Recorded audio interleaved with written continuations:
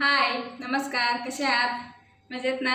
आज आहे काहीतरी स्पेशल आमच्या घरी, म्हणजे पावभाजी बनवणार आहे आम्ही. बघा तुम्ही आता पण. आणि त्याने मी पावभाजीचं सगळं साहित्य घेतले. काय नाही, साधी सोपी पावभाजी बनवणार आहे. लय काय नाही घेणार मी, फक्त इथं बटाटा, ढबू मिरची आणि इथं फ्लावर, ही 3 पदार्थ घालून फक्त मी पावभाजी बनवणार आहे.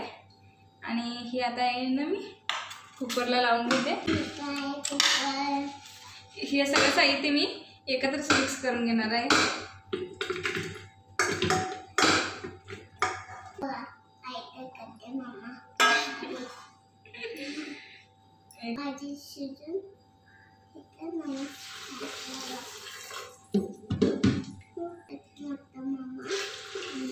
आता इथे पाणी घालून मी आता कुकरला लावून घेते.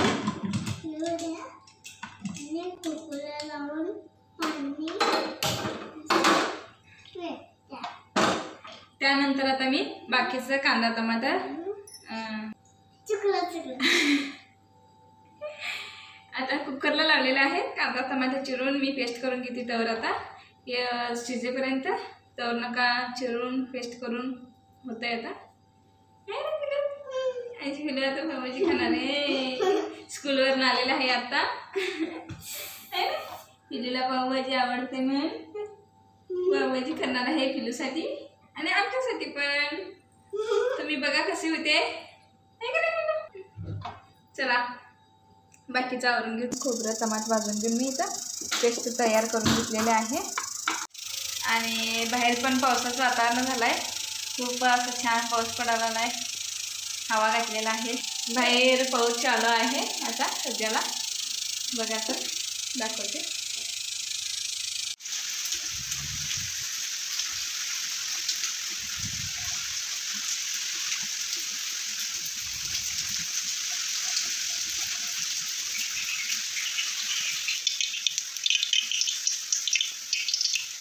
इथं आता शिजले बटाट, फ्लावर, ढबू मिरची हे सगळं साहित्य शिजलेलं आहे.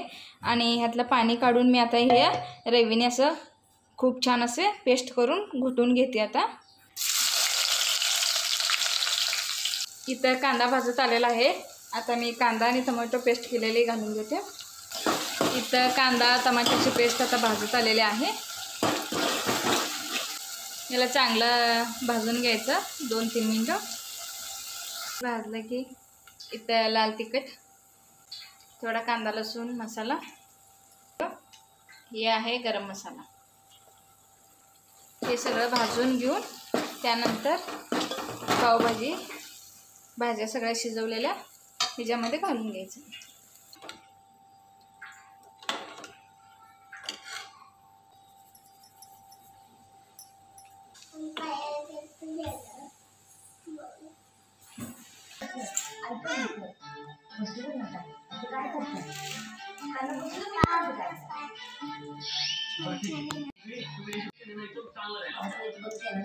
हां केलं.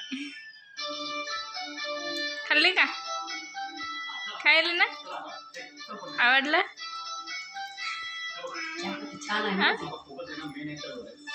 कसं आहे?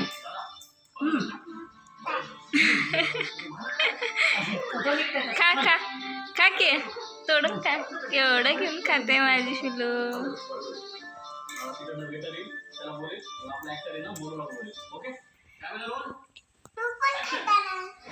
हा माझं कोण काढायचं? बर बर. हा दिसला काय?